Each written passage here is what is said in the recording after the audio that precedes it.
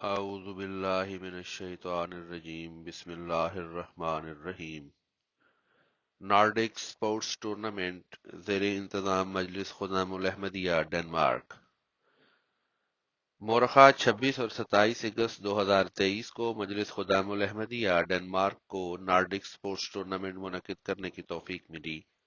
اس tournament میں Sweden, Norway, Denmark اور fun land سے خدام نے شرکت کی۔ اس ٹورنامنٹ کے انعقاد کے لیے محترم صدر صاحب مجلس خدام الاحمدیہ ڈنمارک نے نارڈک ممالک کے صدران سے متعدد میٹنگز کی اور اس کا پروگرام ترتیب دیا، جس کے بعد ٹورنامنٹ کی انتظامیہ تشکیل دی گئی۔ مورخہ 25 اگست کی شام کو ہی مختلف ممالک سے قافلے بذریعہ جہاز اور بذریعہ کار پہنچنا شروع ہو گئے۔ خدام کی ایک مستعد ٹیم آنے والے مہمانوں کو خوش آمدید کہتی، جو بذریعہ کار مسجد نصرت جہاں پہنچتے۔ اسی طرح ایئرپورٹ سے بھی مہمانوں کے استقبال کا انتظام کیا گیا تھا۔ مہمانوں کے قیام کا انتظام نصرت ہال میں کیا گیا تھا۔ افتتاحی تقریب اور مقابلہ جات مسجد نصرت ہال سے 10 منٹ کی ڈرائیو پر واقع ایویدور ہال میں منعقد ہوئے۔ اس تقریب کے مہمان خصوصی محترم محمد زکریا خان صاحب، امیر و مشنری انچارج جماعت ڈنمارک تھے۔ تلاوت قرآن کریم اور مجلس خدام الاحمدیہ کے عہد کے بعد محترم امیر صاحب نے افتتاحی تقریر کی۔ بعد ازاں محترم صدر صاحب مجلس خدام الاحمدیہ ڈنمارک نے اس ٹورنامنٹ میں شامل ٹیموں کو خوش آمدید کہا اور مقابلہ جات کا آغاز ہوا۔ ان مقابلہ جات میں فٹ بال، کرکٹ، رسہ کشی اور والی بال کے مقابلہ جات شامل تھے۔ ہال میں باجماعت نمازوں اور ریفریشمنٹ کا بھی انتظام کیا گیا۔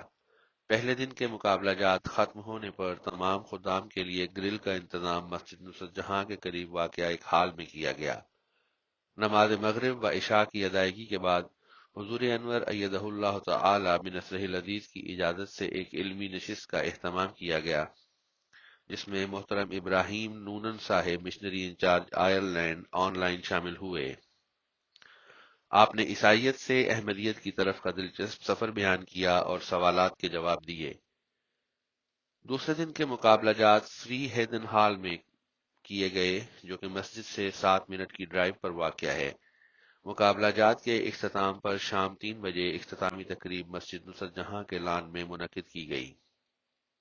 اختتامی تقریب، تلاوت اور مجلس خدام الاحمدیہ کے عہد کے بعد محترم امیر صاحب جماعت احمدیہ ڈنمارک نے مقابلہ جات میں پوزیشن حاصل کرنے والوں میں انعامات تقسیم کیے اور دعا کروائی۔ فٹ بال میں اول ٹیم ڈنمارک اور دوم ناروے رہی۔ والی بال میں اول ٹیم سویڈن اور دوم ناروے رہی۔ کرکٹ میں اول فن لینڈ اور دوم سویڈن رہی۔ ان مقابلہ جات میں 4 ممالک سویڈن، ناروے، فن لینڈ اور ڈنمارک سے 80 خدام نے شرکت کی۔